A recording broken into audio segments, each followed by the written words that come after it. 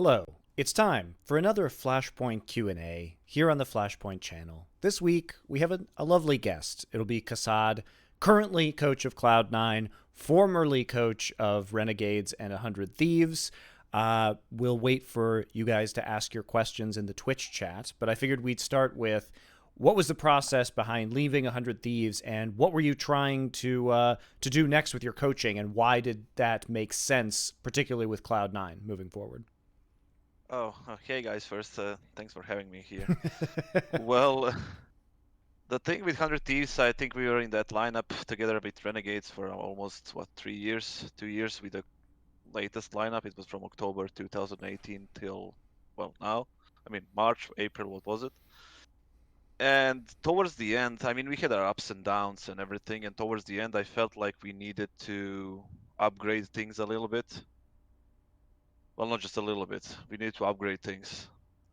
And I feel that me and the organization and the players really didn't kind of came up on the same terms, on the same page when it comes to that, proceeding to about in the future. And I felt like that there is nothing more I can do. You run your course with the team, and maybe I can do something better for myself. And I think maybe it would be better for them to give a fresh look on everything that's going on, because it was really rough towards March and when all this chaos with COVID and online CS started, and everything was completely new and different, and it was a rough period for us. So we had to do something about it, and we did.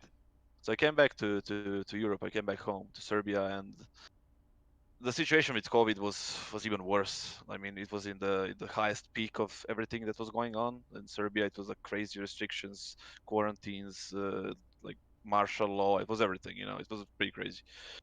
In regards to my career, I was thinking okay, the next thing that I needed to do is not just jump into anybody that offers me some money, and just throws me in the team. I felt like I needed to make sense in terms of the culture in the organization, and it has to be like something that is very structured, something that makes sense to me.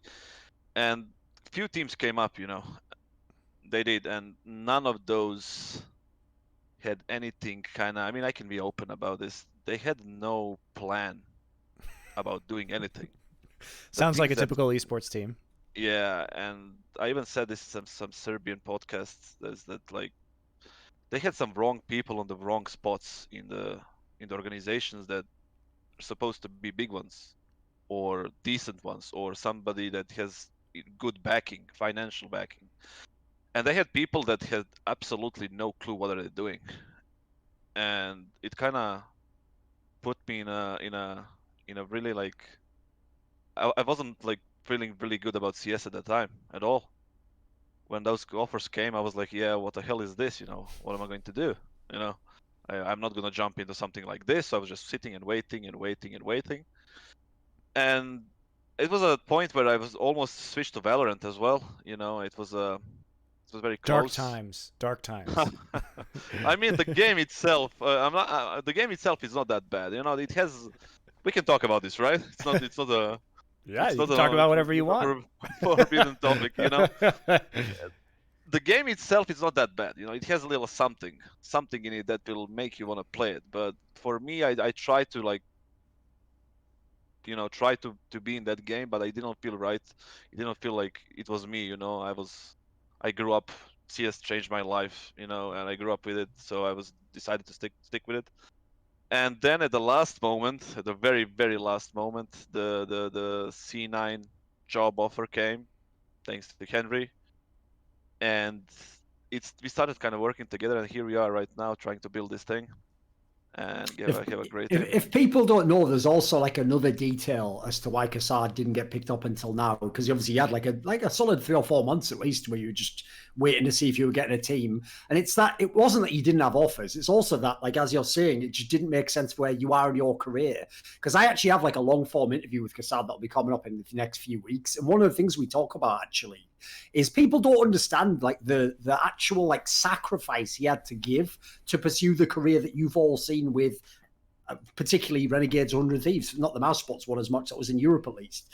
Basically, Kassad literally, no joke, just had to say to his girlfriend, like, see ya, I just have to go forever now. This is over. Even though it's nothing to do with our relationship, I just have to go to America to work there and I can't take you with me, so sorry. So, like, I don't blame the guy that when he's in a good position where people know in the industry he's good at his job, he's not just taking the biggest offer or the one with the most money. Like, listen, there's plenty of NA orgs desperately need coaches and GMs. But the point is he was trying to be, while he's in a good position, he was trying to like assess all his options, find one that gives it, means he maybe doesn't have to do an insane sacrifice like that just to get ahead in your career. I'm sure at this point you've got different considerations, right? Yeah, I mean, back in 2016-17, when I literally had to make like a really tough choices in my life to get me where I am in my professional life.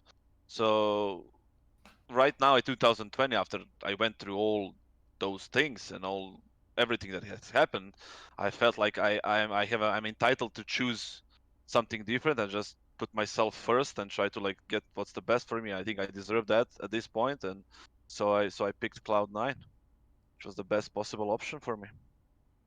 Yeah, I mean, I've been in similar situations to what you're describing in my life. When I first moved to Korea, I basically had to sacrifice my personal relationship in order, my romantic relationship in order to make that happen. And sometimes, it's really hard, and you don't want to do that for the rest of your life. You know what I mean? So I get it. I get it. I mean, you need to pay your dues, right? You need to pay your dues. You need to go. Yeah. It's you have fine. to get your foot in the door until you've proven that you are good. It doesn't matter in theoretically how good you are. Like the person that you really want to hire you probably sees you at this job and then hires you next. That's the logic you've always got to have. Because it's why, Monty, I hate most excuses in esports. Like whenever people start using the word should, it's like, so this is just your fantasy world now where you're the fucking creator. And you're like, I shouldn't have to tell them that I deserve more money. I should get, it's like, shut the fuck up. Like do something about it. You know what? I'll tell you a secret to life. Acquire power and then you can use that power. Until then, trying basically is just saying someone else use their power to help me. No, acquire it yourself. When you have leverage, and that's the key word, like you are a world-class commentator, you are one of the most highly sought-after coaches in the world, then you can write your own ticket. Now you can go the other way around. Whereas before, it's like, right, I've got to give up this, this, and this, but I get to do what I want to do. Now it's the other way around. You can go, I need this, this, and this, and then I'll do what I do for you. And at that point, they already know you're the best. Now you have people lining up to give you what you want.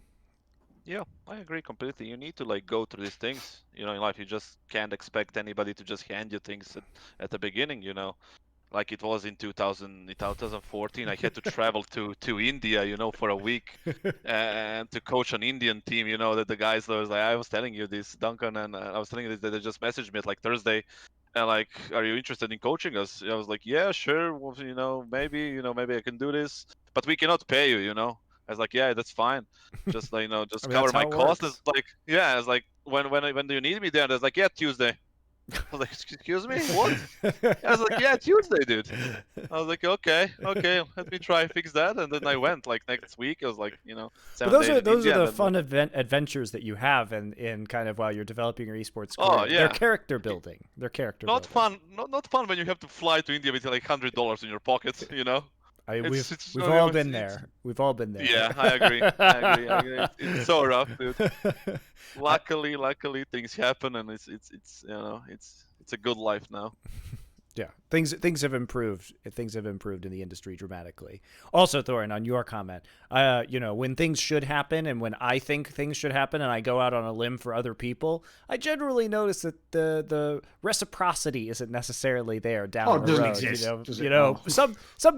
Some people definitely I trust, but I've learned that me putting myself out there basically just gets me owned, and then no one else who I help actually gives a fuck. So kind of done doing that too. The thing is, though, you do then actually see who's legit, though. Like, for example, Monty, the people who in like 2020 are like, oh, sorry, Thorin, I can't actually come on one of your shows because the people I work for have a policy not to let me. That doesn't really fly with me. When it's like, you mean when I made you a show years earlier and just did it for free for you, like, that doesn't really add up. So if we're doing the whole ledger thing, like, you've just obviously shown you're a cunt. So sorry, just have to treat you like a cunt from now on. So. Well, it's true.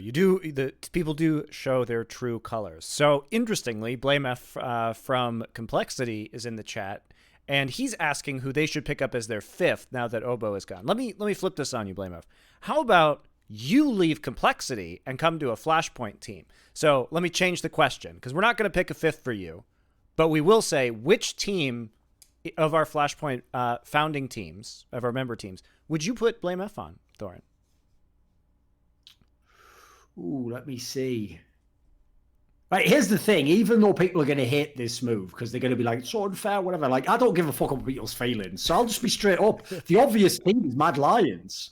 Like, I already look at some of the pieces they have. He's already a fucking banging individual player. I think they actually lack some firepower since they let Bobsky go. You see, they're already going to make a roster move apparently anyway. I think that's a good.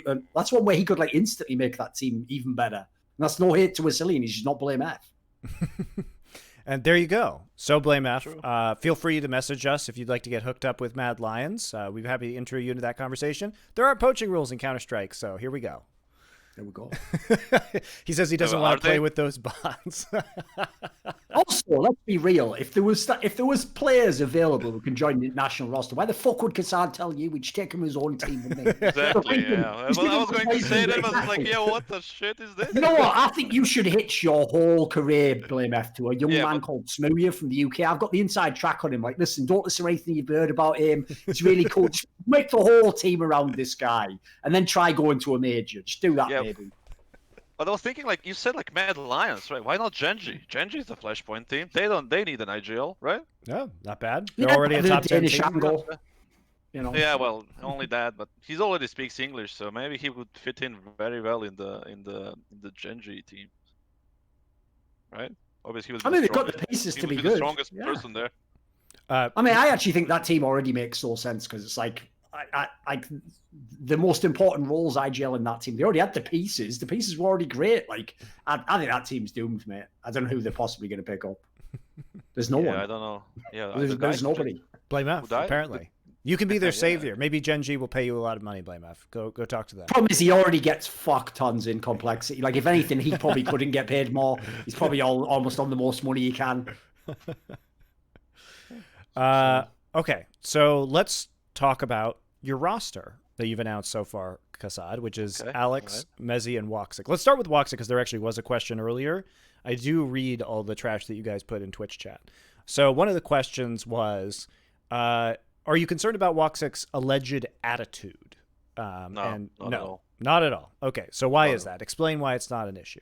Wait, I'll just say there is no alleged attitude. Like, he definitely has an attitude because he's from Turkey. Like, I don't know if you've never met anyone from Turkey. Maybe you guys are going to pretend, like, just gaslight me that all those guys I met in Germany were just like, oh, he seems like a perfectly normal German guy. Like, mate, Turkish people are just fiery. But the point is, Kassad, if anything, is fucking ideally situated to be able to understand something like that because he's from Serbia. I don't know if you ever met people from Serbia. They're not the most quiet, polite people in the world, are they? Like, so I think him and Wox are going to be straight on page one from day one. Also, I noticed that a lot of these comments usually come from Americans who tend to be kind of pansies and unable to deal with conflict, unless they're from like New York City.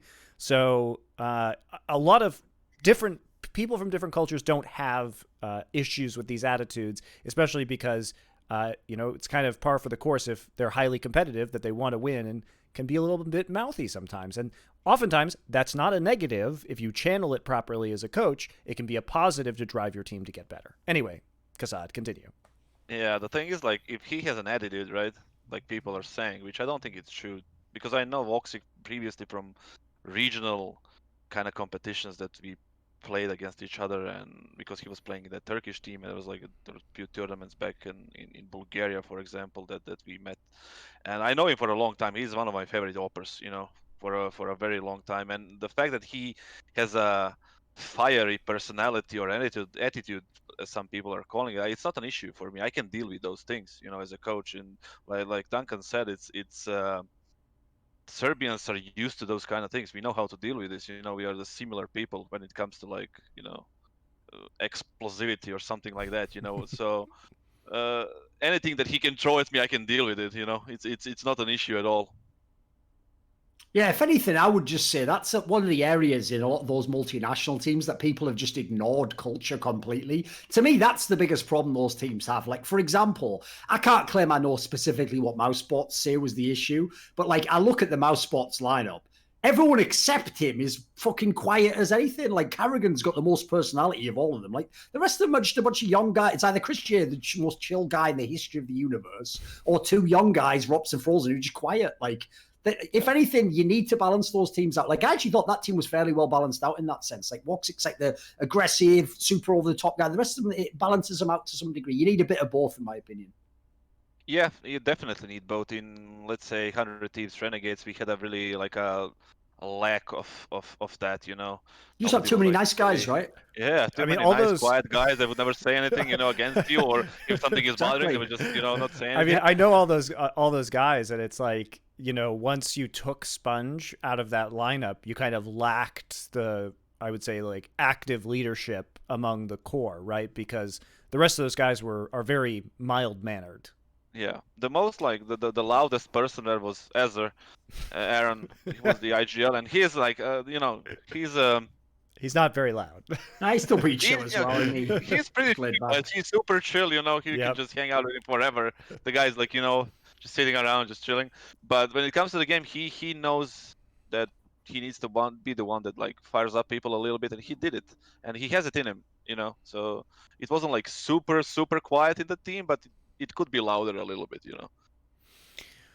Here's actually a really good question for you, Kassad. All right. You guys plan to build the roster around roles, and I know from Henry G being on the show a couple weeks ago, which you guys can look at on the Flashpoint YouTube if you missed it. He was talking about how the two of you had generated a spreadsheet where you had outlined kind of the roles that you wanted filled, and you had like your top candidate, and then through 4, 5, 6 other candidates underneath. And so now that you've announced Woxic, so you have your Opera, you have your IGL, you got your rookie Rifler and mezii. What are the other roles that you're trying to fill on the team, if you could talk to that? You can also say you don't want to talk about that. It might be too specific. Yeah, but I mean, obviously, in some way, the mezii is not really like kind of undefined yet in terms of roles.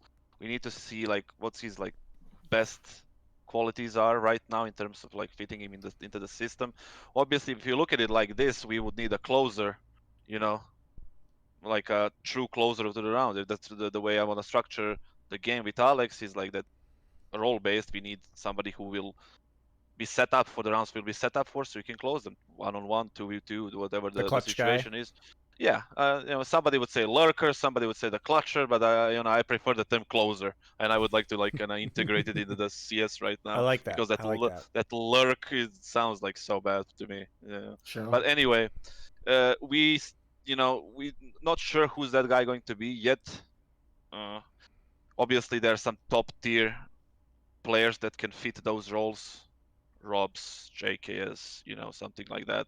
Obviously, I'm not saying they are going to be our next players, but those are the type of the roles that, of course, yes, that are going to be like, you know, that we're going to be looking at. So obviously, another thing we need to decide for that one last player is somebody who just needs to be a little bit more aggressive type of person, type of player, and there are multiple options there. You know, we have to pick somebody aggressive to balance things out, you know, between the defensive players and the aggressive players, so the system can work, the structure can work, and we can just play the proper CS, you know. So for now, those are the two roles probably that we're going to be looking at, but something can change. We are not sure if something will change in the future. We could develop depending on what happens next. Good answer. So let's talk about mezii a little bit. There's a question here about how he'll perform in a LAN environment. So let's answer that. But also, just more generally, let's ask, why did you guys pick him? Because a lot of fans didn't see this coming. Do you need the young blood on the team? What do you see in him as a player that gives you a lot of confidence that he's going to be, you know, a world-class player for Cloud9 moving forward? The thing for team to work, you don't need 5 world-class players. That's the first thing. I mean, you obviously don't need 5 superstars or something like that. But when it comes to mezii, he is, like you said, pretty unknown guy. But from what I haven't watched and saw in him, and that the guy is super sharp. He is super sharp. He's super calm. His communication is great. I'm still not yet 100% sure that he's gonna, you know, work the best way that we hope for. That, you know, obviously that I can't say that, but from what I've saw so far, and he is a very, very talented young man that is very hungry to play, and compete on the highest level, and luckily we're gonna have some time to prepare him for everything that comes in the later part of the year and for 2021. So we'll see. He's definitely super talented. We actually played a few games together. The guy is super sharp, man. The way he's killing those people, it's just amazing. But in the bigger picture, it's like I said, very calm, very sharp, very the communication that he provides. I mean, you can watch his streams and you can pretty much see the same thing. He played in the previous team that didn't really have that much success, so you cannot really like say, okay, this guy is like next Zaivu or something like that. But definitely very, very good potential, and I think he's gonna fit in very well into the system. What was your initial impression? Excuse me? No, Thorin, for you, what was your initial impression of mezii? I mean, I've never seen him play, so I can't comment on that. He doesn't play at the level I watch. So, like, what I would just say is what I heard, which actually sounded very promising, because normally, right, all you ever hear about the young guys is basically what happened with that blameF guy who went to FaZe and then Mouse, which is like, oh, he's a sick aimer in FPL. It's like, right, there is a never-ending line of those people. So the problem with those people is you take them, give them the baptism of fire. If they instantly break, you just kick them aside. You pick another one person out of the million-long line going around the back of a fucking hill of people who are just good aimers and shoot people in the head, and then you keep going until you find one that works. I personally think that sucks as an approach to Counter-Strike because it's just you're also just breaking people essentially. It's what Korean esports did for years and years. You'd have some guy going for years going through a system, and then he failed a bunch of the practice games, and he's just out on his arse again, and then the next guy comes in. It's the same as every exploitative industry basically. Whereas here's what sounded very positive to me is it reminded me of when I first heard that Mouse Sports was going to pick up ROPS, because the reasoning they gave was really good. They were like, right, seems to have very good game sense. He's doing very well in clutch round scenarios. He's a guy, if you can talk to him very easily, but he has a clear, like, cerebral understanding of the game. These are all factors that have nothing to do with like, dude, him just looks sick. Like, that doesn't tell you anything about whether the guy will be good in the team. So when I heard about the mezii guy was apparently he's like super dedicated, and he's one of those guys who's studying like every smoke, every flash, fucking watching demos of himself, that he's apparently like really calm and comms well. These are all factors, by the way, no young player comes with. It's the opposite. You're hoping you can teach him all that shit from day one. So if he has even one or two of those qualities, he's actually ahead of a lot of rookies coming into this game, because all the rookie has is the crazy aim. And the problem with that is when they come in, if they don't hit the ground running so well, they just get mentally broken, because that was all they had. All they had was like, maybe I can outshoot this guy. So it sounds to me like the foundation for him actually, it sounds like he might be like a potential like gem in the rough, as it were. Like you found some guy who has the right like temperament to be at tier 1, basically. The best thing is we're gonna have enough time to actually like see what his like best qualities are and like what he can keep working on, instead of just throwing him straight up into the game. Like for example with Bemas and FaZe, they were in a position where they had to just put him in the spot that he was in. It wasn't ideal for him, so he couldn't deliver the best that he could. He even said it himself.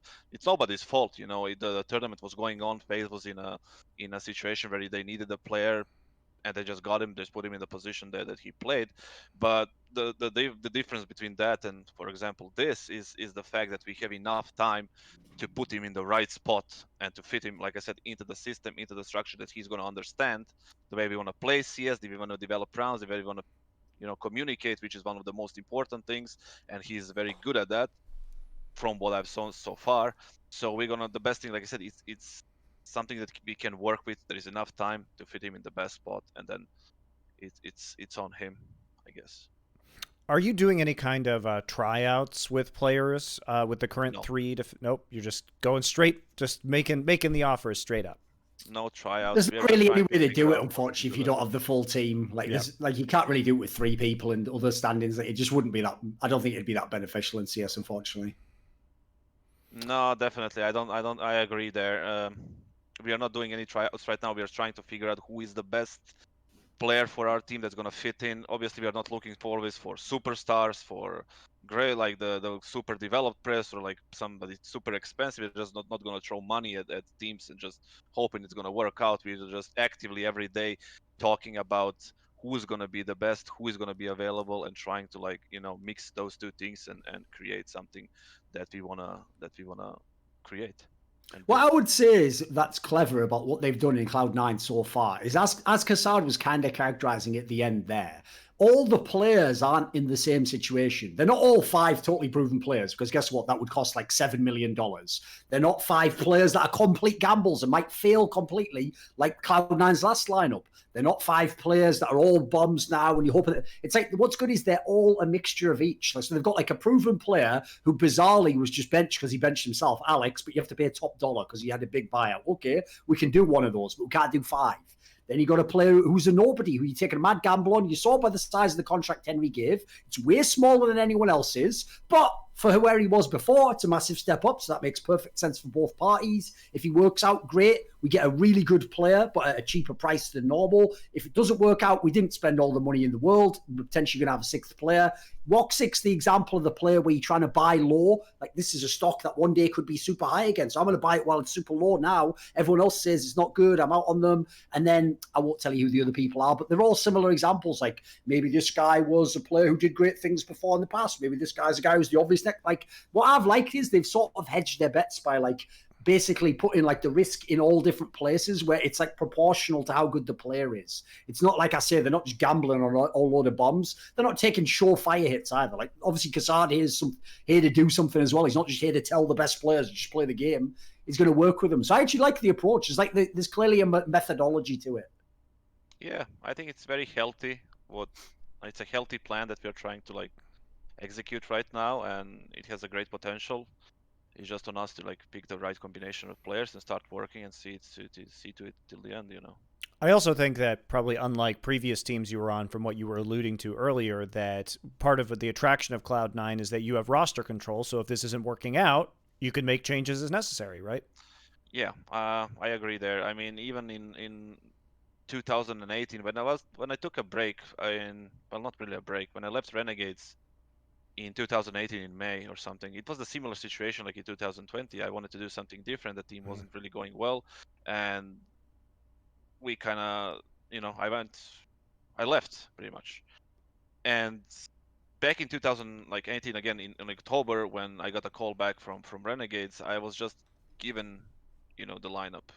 Okay, it's like you got Satisfaction, you got Lias. I didn't know the guys at all. I knew Lias was the best Australian player outside of the people who played in Renegades lineup, and I knew about Grat because like from previous like international events where he played decently against like some top teams, and that's pretty much I knew. And they gave me like, okay, this is your 5 players, and Ezra Aaron is going to be your IGL, which was fine by me because him and me we were really good friends. We got along in game and out of the game really well at that time, and which was fine by me. But at the end, it's not ideal situation that you put coach in. Put a coach in if just give him 5 players and just go and expect some great things to happen.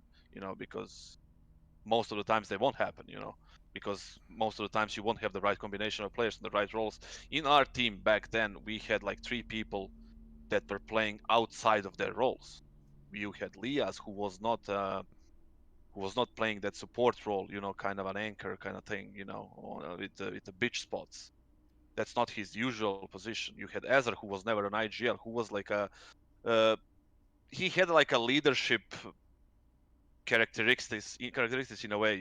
He was like that guy, that you could follow, but he wasn't the IGL in the game. Never was in any kind of lineup in previous like Australian lineups.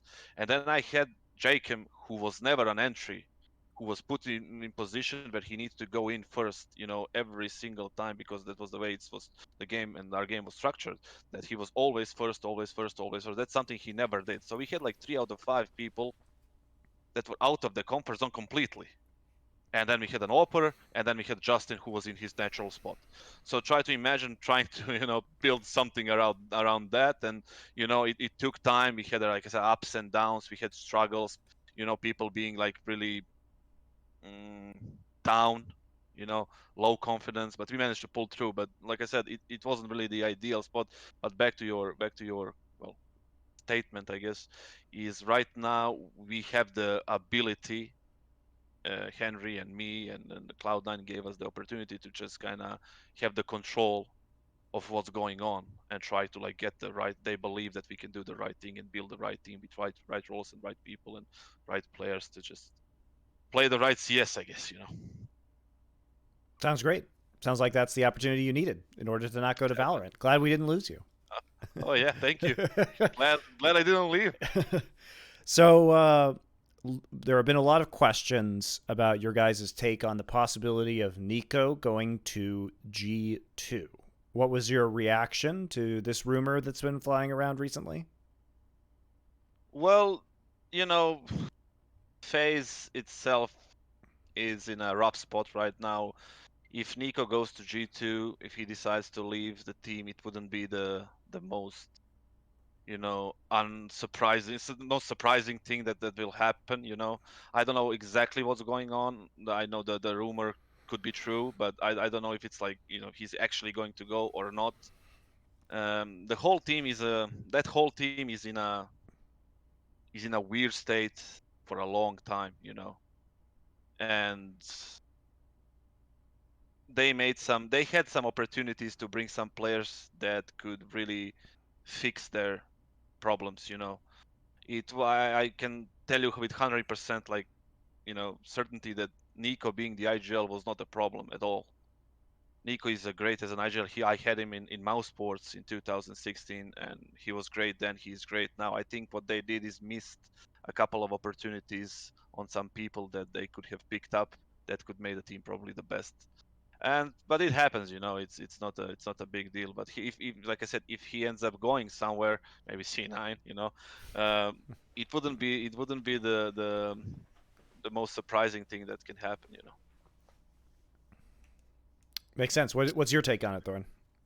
I mean, first of all, in terms of the actual move itself, if he went to G2, and it was speculated, I believe, in the post that like he would replace Amanek, I think was the player they said. I don't think it really matters who he replaces. Like almost inarguably, I think G2, like NiKo's a rare player where individually, I think there's very few teams that wouldn't be made better if he joined. He's just that good individually, and even his all-around game. So, like, I think if you put him into G2 and they've still got KDS, Nexa, like, that's already an amazing lineup. Like, that can already be, like, let's face it, that team could be number one without NiKo. So, if you just put NiKo on the team as well and he isn't somehow thrown off by being with those people, which he shouldn't be because they're all speaking English, I think it'd be an amazing team. Better than FaZe Clan now.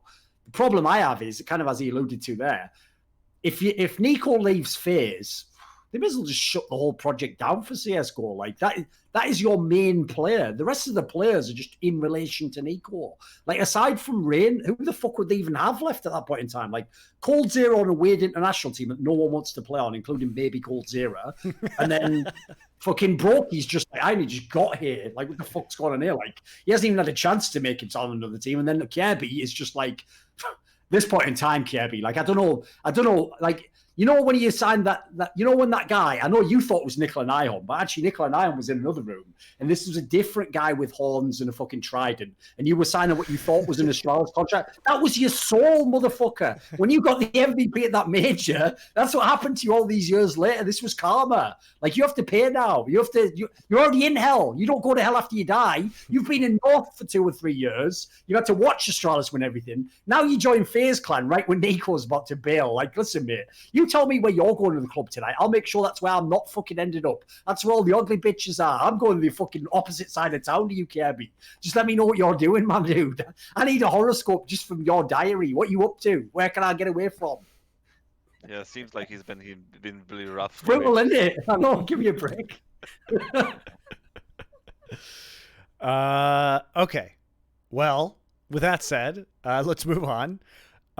Question here. There's been an oversaturation of online CS. True statement. Very true statement. How do you feel, Kassad, this impacts the upper echelons of teams, and how will you and Henry approach scheduling to avoid an impact to the team's mental? Now, this is especially important for you because Alex has previously said that he was burned out, right? So I'm sure you've thoughtfully approached this.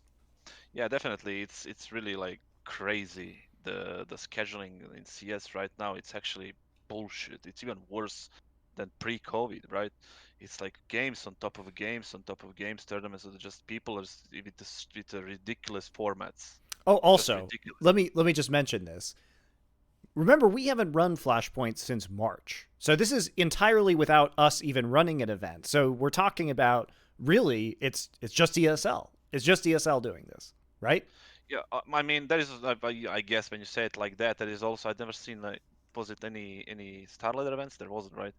There Nope. hasn't been Like, any this year. it was DreamHack and major events And and Blast. ESL and yeah, and And Blast. CS So Summit was the only and one I think yeah, outside of Summit. ESL events. Is that right, And Thor? even then, they got an RMR, so like I don't think that's the actual. you know. I mean, the schedule is the issue, but I think the format is a much bigger issue than the actual schedule. If you have different formats in your tournaments, it could be executed better because you have all this upper bracket, lower bracket, first group stage, second group stage. I mean, what the hell is that? I mean, you really need to start. The biggest problem is that the fact that like you cannot say no to tournaments because they all carry some sort of points that get you to some sort of another tournament that gets you another points that gets you another points for something else and invite for something sixth in the row somewhere down the year. So firstly, I think that the formats need to be kind of redone in a way. The schedule needs to be done way better than it was during March till like the summer break. Right now, I'm seeing an improvement in Pro League because they have this uh, like days off and like a week off before the playoffs, which is really nice. I think that it's really important for people to have some days off because, like you said, mental health is one of the is it's very important for players to have like something some sort of like cool down from all these games they have been playing day after day. Not to mention that your performance is gonna decrease massively inside a team that's gonna cause a lot more problems in the team that you already have than you already have because you play badly and you try to blame it on something else that's not issue at all because you have no time to prepare for the games. You have no time to practice and fix something that you need to fix or invent something new so the other team cannot counter you. So there is like massive, it's a massive picture right there that needs to be like looked at, and I think it needs to be done better. In terms of us, I think we're gonna carefully like discuss.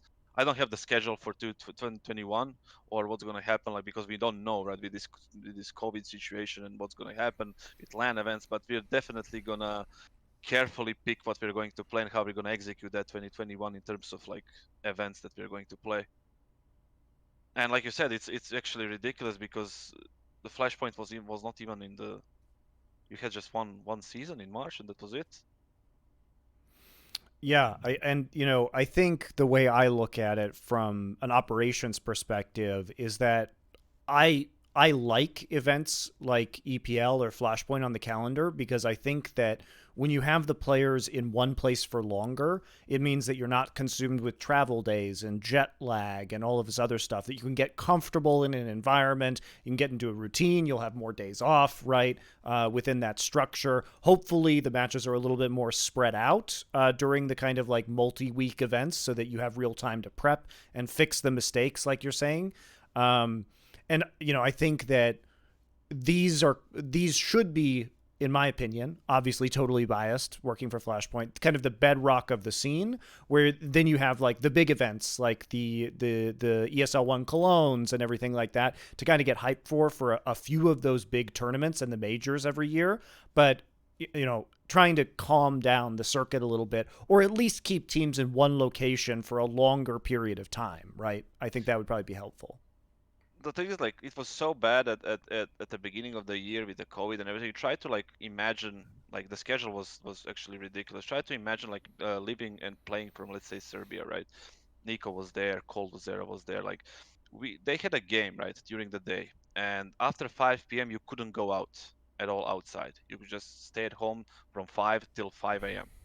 Mm. So no going out, no nothing. You could walk a dog for like 15 minutes if you have a dog, and that's pretty much it that you can go out. No, nothing. So try to imagine you practice and you play a stressful game for 3-4 hours, and it's over. You lose, and then you're stuck at home, and that can really drain you. And then you can lose the motivation, you can lose confidence, it can create any unnecessary traction in the team. It can create so many problems, and it can just snowball into a bunch of bullshit that you don't really need. And it starts from like from this thing. So uh, I don't know what the future holds, to be honest. But I know the scheduling, the formatting, and of the events so far this year have not been the greatest, and I think we need something better. One thing I'm just sick of is like, have it one way or the other. Like, if TOs want to be ruthless and they want to battle each other and they want to be the one who wins in the end, they want it to be a zero-sum game where one person wins and controls everything. Just be upfront with it then. If you just don't say, pretend that it's good for the players. That's my approach. Fine, then do that. You know what? Again, like I said earlier, what you've done in that scenario is identify, I have the power, I have the leverage, and I'm going to exert that to gain my ends, which is I want to accomplish these things. That's one thing. Because what I don't like is this. The same TOs who are the ones doing all of this shit are the ones who are then with every other fucking idiot in the choir. Like, we need to have a talk about mental health. No, you're the ones doing it. Everyone else needs to have a talk about why you're doing it. Yes, you are correct. But you are the people causing these burnouts. You are the people working guys to the absolute limit of what a human being should ever be expected to work in a day. Like, imagine just be like, the problem is you're never going to get through to fans with this because they're always just going to think, well, that job's way better than my job. So they'll never want to listen to the downsides. But like, for example, one of the things people are complaining about this whole getting up early thing isn't what it seems like on the surface. It's not, I refuse to get up before 10 a.m. because I'm a pro gamer. What they mean is this. Right now, they phrased it inaccurately. What they meant to say was this. Carrigan's the one who said it best because he's a fucking veteran. He said, how can I be expected? This is the gist of what he said. How can I have a game at 10 a.m. if I can also have a game at 2 a.m.? Like, yes. That doesn't make sense. What work in the world when I have to be the best in the world at my job? Imagine being a surgeon and then I'm just like, right, I don't know what time I'm doing my surgery tomorrow to save this man's fucking life. Is it at 10 a.m. or 2 a.m., boss? Can't tell you. And then you just go in like, what would my performance be at the world-class level? Probably not, right? So the point is there's so many interactive factors that like, I don't expect people to understand it. It's really complicated. Sometimes I even forget details of what people's lives are like who are playing the matches because I'm coming like Monty from a different perspective. I'm thinking of the TO and how do I plan my content. So for example, I'm sure I'd want them in the studio way more than they want to be. But the point in this scenario is like, we can't just keep saying that there's a problem and then going through the same cycle over and over and over again. Eventually, like, people have got to consolidate their power and fight back. So if it's the case of the players, it doesn't even have to be through the CSPPA. I don't even know if that works. But eventually, I'd say, by the way, the number one way you can do it is through your team. Next time you have a contract negotiation or you sign a contract with that team, just tell them in advance, listen, even if this is just like man to man, we can't keep doing things the way we were before. Like, if I stay in your team, can you explain your vision of tournaments in the future? Like, will we just do as many as we can? Do we play every qualifier? At least get some sense of where they're at in that regard. And if they don't give you good answers, guys, go to the one that does. And I'm sure eventually there'll be some GMs, like I'm sure Henry, who was smart enough to be able to sell the vision of what they're going to do to combat this shit. Because everyone can play a small role, is my point, you know. You don't have to be the one who can change everything or do nothing. I can do a tiny thing. Like, I can make videos and try and make points or try and tell people who are friends of mine, this is the angle I'd use. If everyone does their little part, eventually we'll get there. Yeah, and also I do think that it is to a certain degree, if the players want this to change, that the CSPPA, that is their function, by the way, allegedly, is to negotiate on behalf of the players. So, you know, the CSPPA needs to step up and do that if this is a real concern among the majority of the players. And the other thing I'll say is that we are more than happy to work with the CSPPA and the players to make the calendar reasonable in that regard. We don't want a whole lot. We want to run 2 Flashpoints a year, basically. And other than that, I think we're good, right? There's plenty of room in the calendar. It becomes very difficult when one operator takes up literally 40% of the days in an entire year. And remember, that's not counting player breaks, majors, minors, other tournament operators running things, to find space to run our events, right? And so I'm happy to have that conversation. I'm happy to work with the other tournament operators in order to schedule in a way that's better for players. Happy to do that. But it is very difficult for us to do that right now.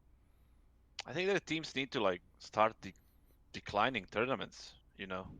Just say no, because you can see, you know, in advance your schedule, the tournament schedule for like next few months, surely, right? And you can just say no to a tournament. Okay, I'm not gonna play this DreamHack, or I'm not gonna play this event, or that event, or this summit, or something like that, right?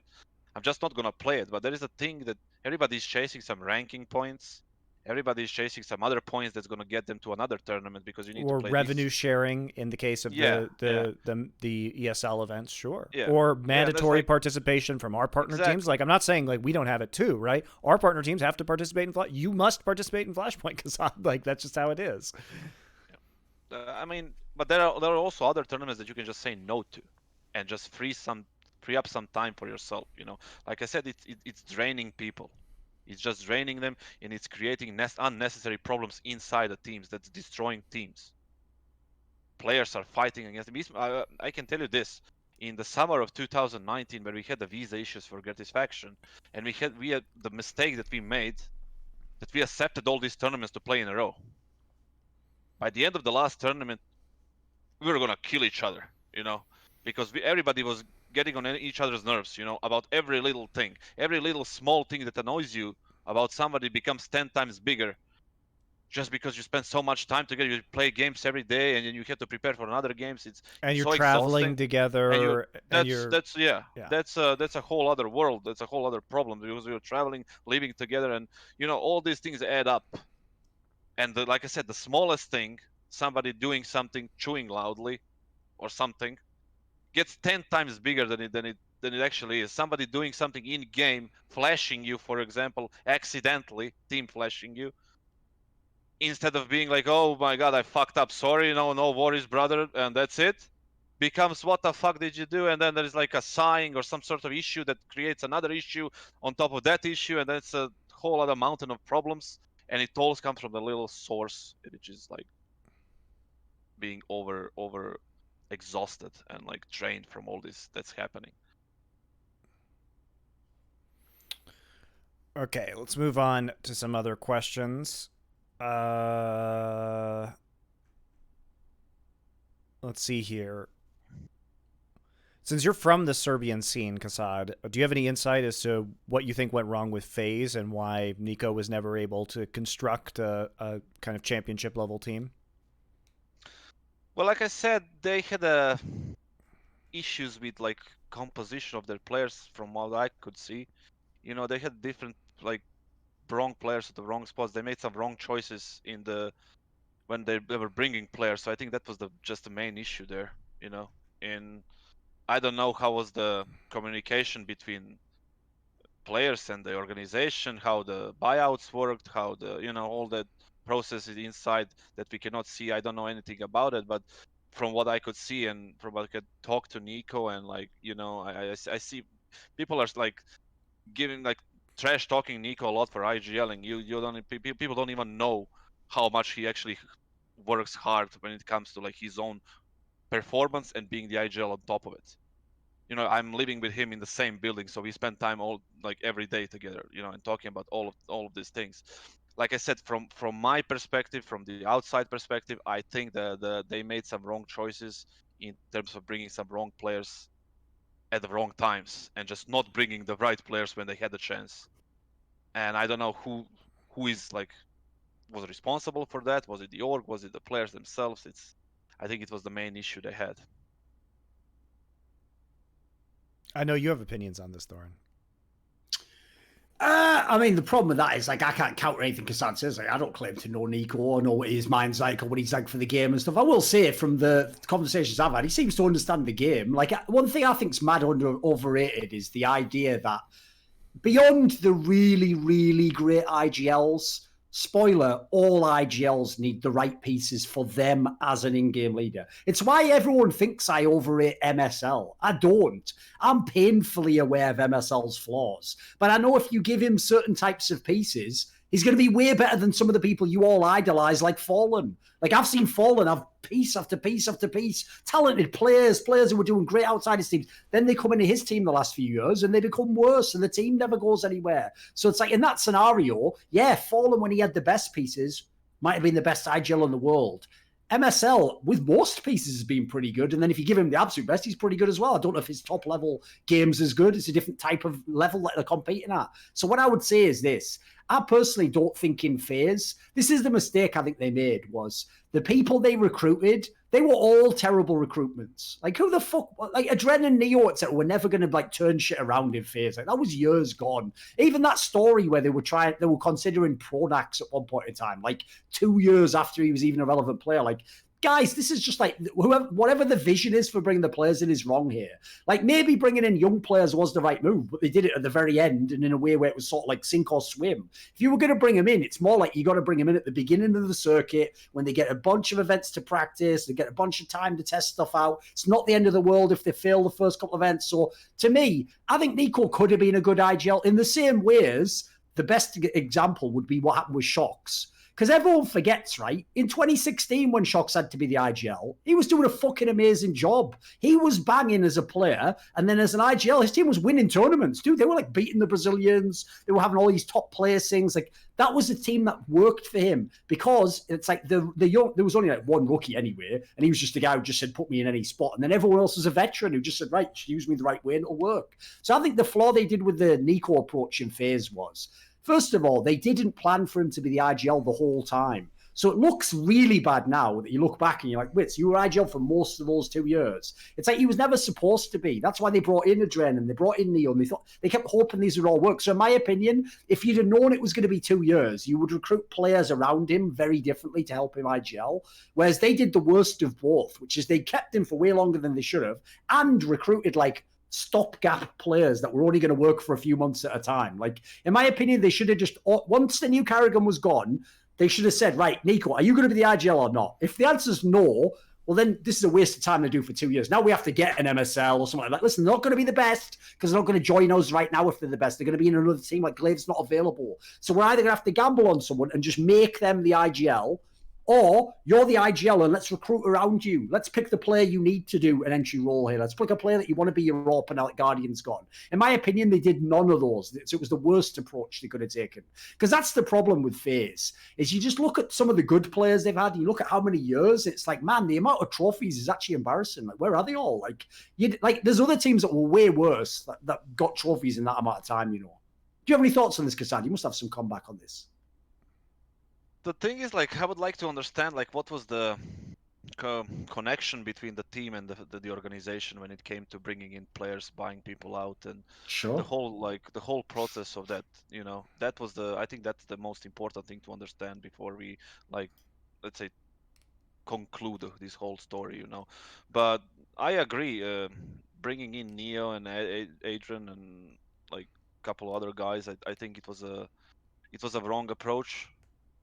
I think getting Brokey was something they needed to do, you know, something, but maybe just earlier, maybe some other names as well. You know, they had people, even though if they wanted to go with the IGL approach, bringing the IGL, Alexi was there. I think that was a mistake they made.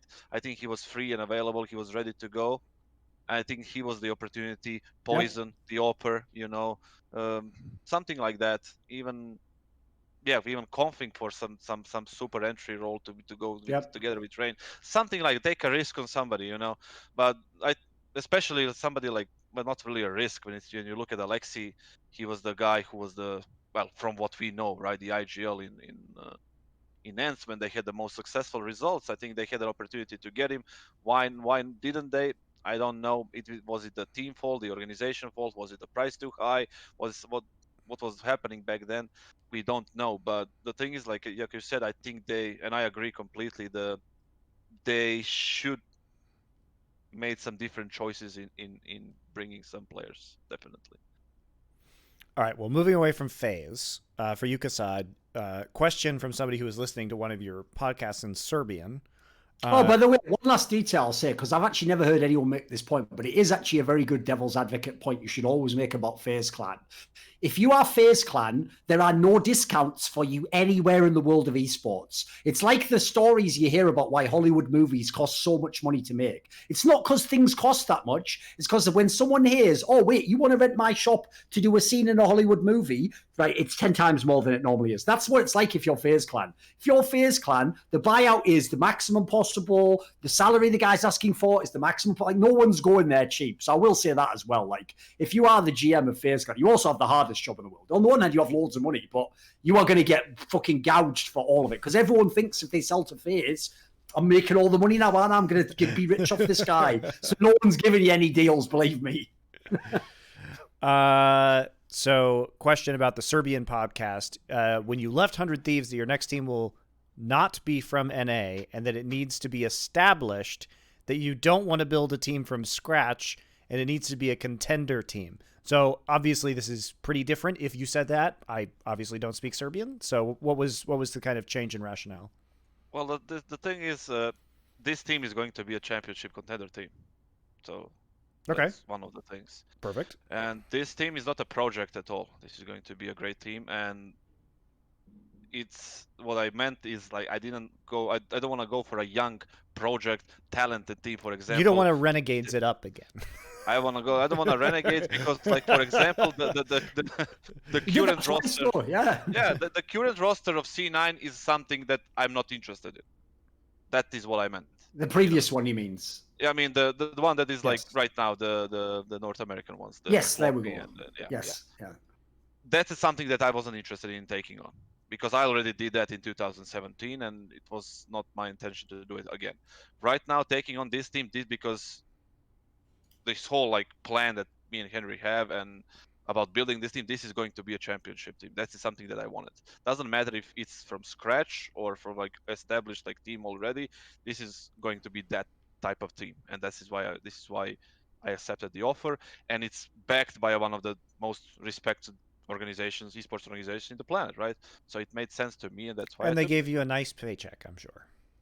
Yeah, you can say it. I think fans are misunderstanding when he says, like, he doesn't want to be part of, like, building a team like that. That's also because he's talking about general scenarios where you start out. Like, in those cases, you're just going to have to take whatever players are available. You know, like, we have to take this guy because he's already here, and this guy can get in the team for cheap. It's different if you can build a team, but you can pick the pieces. Like, I can go and buy this guy and get a really good player here. Like that, it's about the level of control. When most people say a project, they actually just mean, I'm going to give you, like, a random set of players and you just make a miracle out of them. It's like, I did that twice already. I'd like to actually just have a good team this time.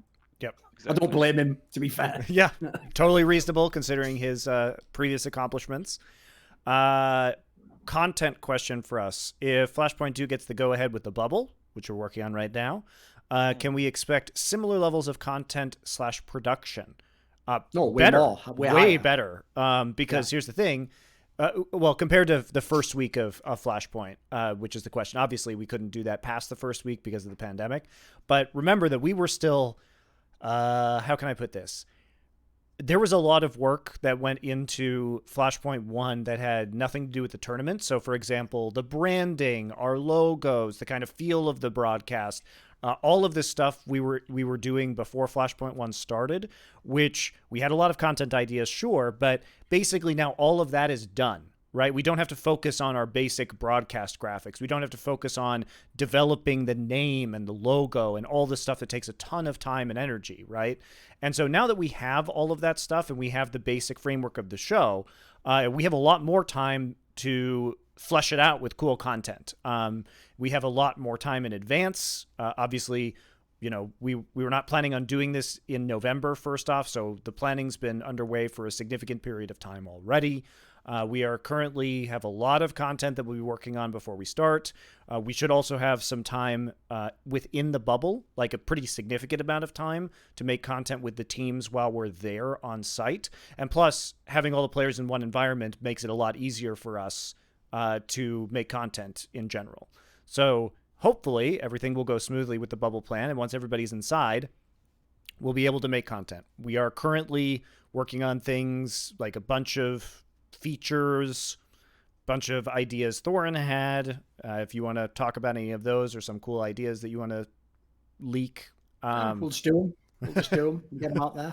It's funny, so some things you'll have seen in the past, but better versions. Some things that we've never ever tried in esports, but I think it'd be cool little content pieces that can have legs and run and have different players involved and show you a different side of the game. Put it this way, I'll tease people in this way. If anyone's seen the podcast I started recently, we've only done 3 episodes of it so far, where I do it with Legia, which is probably a surprise to most people that I'd be involved with something like that. For obviously now player of Envious, fucking ill-advised on both parts. But whatever. He's doing, he's living his dream, Obviously, his dream for me is a nightmare, but whatever. We have different dreams. But the point is, when I do my podcast with him, if you've ever watched it, you'll find that anyone who's tried to sell you on the idea that, like, I don't know anything about the game and just look at the scoreboard, like, just go watch that podcast. See if you still have that opinion at the end. Because basically, it's like it goes into a very deep, like, abstract area. I want to do content that brings that side of the game out. Because what people don't realize is I'm like everyone else. Listen, I get to have a lot more say over some of the broadcasts I'm on just because I take charge. I like create that space for myself. But there's tons of things I've tried to tell the ESLs of the world over the years to let me do on the broadcast or put me in this role, or if you give me this kind of a content or an editor guy, I'll make that. And they just never gave a fuck. They just thought, no joke, that we're all burger flippers. And they're like, look, you might be slightly better than the other burger flipper, but he can flip the burger just the same. So, like, I'm not joking, guys. As long as whoever the guy from fucking Denmark or wherever he's from Britain, as long as his mouth's flapping and words come out and then Intel goes, Intel processor. Yes, all things have nailed it. They think that's a 10 out of 10. I disagree. So you'll see on the upcoming Flashpoint. You'll see what it's all about. And you'll also see Legia being garbage. So there we go. I'll give you a little spoiler for 2 things. You'll see. You get the full experience. You get the full experience. Exactly. Excellent Thorin content, Legia being garbage. So there you go. I guarantee ball. and maybe some combination thereof with funny banter regarding Legia being garbage. So you can get it all. Get it all at Flashpoint. We're looking at doing another like hype video as we did for Flashpoint 1. So hard at work on figuring out kind of our creative direction around that right now. So I think we'll be doing many of these things. And Kassad will be in the content. We will have a bar on site because we'll have the blind spot there. So you can have a few and then we'll do an interview with you and see how it goes, okay? Wait, just a few?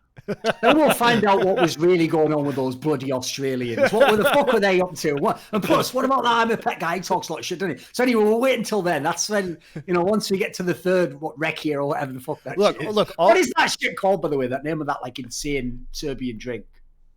Rakia. There we go. All I know is this, Monty, right?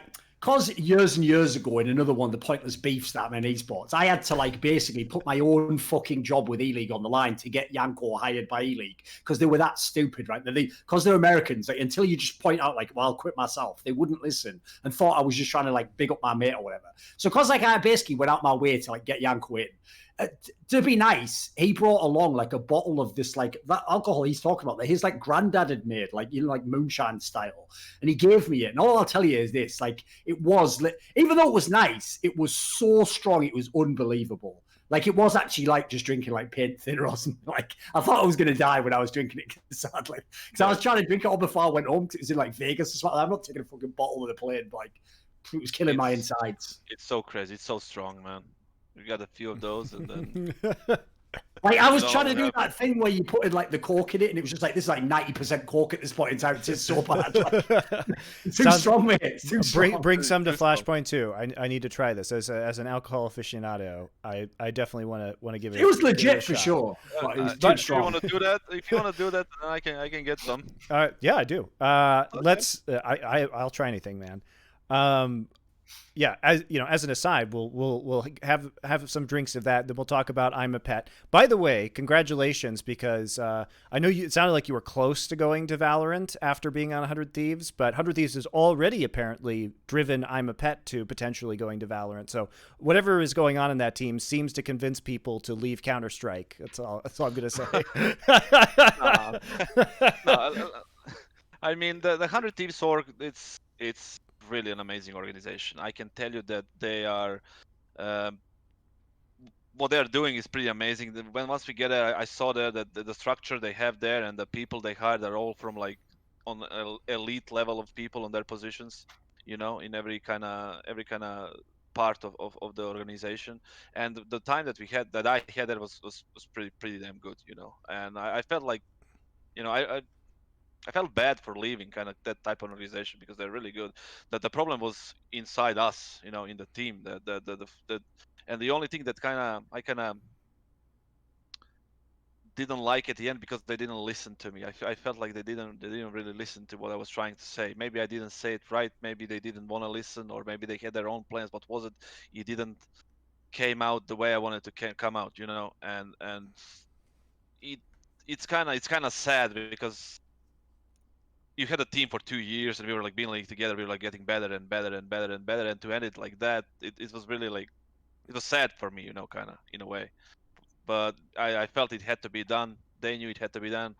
And even when I was talking to Justin about it, like I don't know, it was maybe a month after that or two, something like that. It was something that needed to be done, you know, for both sides in a way. Yeah. And it's kind of sad, but it had to be done. And right now, I think they're in a rough spot in the lately, like in the last month or so after the break, even before the break. I don't know what's gonna happen to them, but you know, I would like to see them like get better or you know get back to their old results. But I don't know. Or apparently you'd like to see JKS go to Cloud9, from what I heard earlier. Oh yeah, so. I wouldn't mind JKS coming back to me. Or JKS, that's or what JKS. I heard. That's No. what I heard. but the thing is, like, I don't know. I mean, obviously, I would like JKS or JKM coming to us, and because I think JKS is a really one of the. I mean, he was in the top 20 player last year. I think he belonged in the top 10.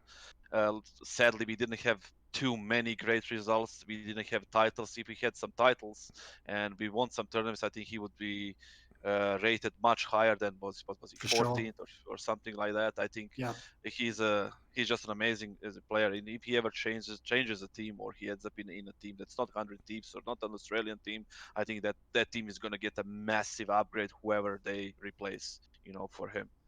So, you know. Excellent. Okay, so that'll do it. We're over our hour for this episode of the Flashpoint Q&A. Thank you very much for joining us, Kassad, and explaining all your vision about how things are going with the Cloud9 roster. And we'll look forward. Probably your first event will be Flashpoint 2 debuting this roster, correct? Not probably 100%. 100%. 100%. Okay, so nothing before that. We get the grand reveal. Yeah. Fun. I look forward to it. All right. Well, we'll see you. We'll see you at Flashpoint 2, and good luck with the rest of your players in the meantime. Thank you, and thank you for having me here. It was a pleasure. All right. Till next week, guys.